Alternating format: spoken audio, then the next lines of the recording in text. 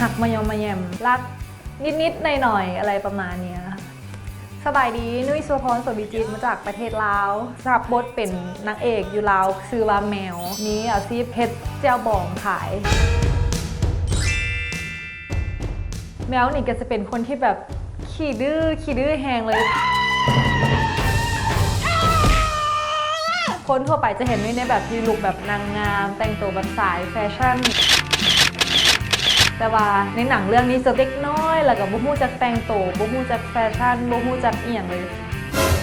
บรรยากาศในการเฮ็ดเวียกในกองก็สิเป็นแบบว่าบ่มีอีหยังเคร่งเครียดเลยจะเป็นแบบคล้ายๆหนังคอมเมดี้เนาะก็จะเป็นหนังตลกล่ะพวกเฮาก็แบบเฮฮาพร้อมที่จะแบบออกกองได้ทุกมื้อทุกคนแบบว่าแอคทีฟตัวเองตลอดเวลา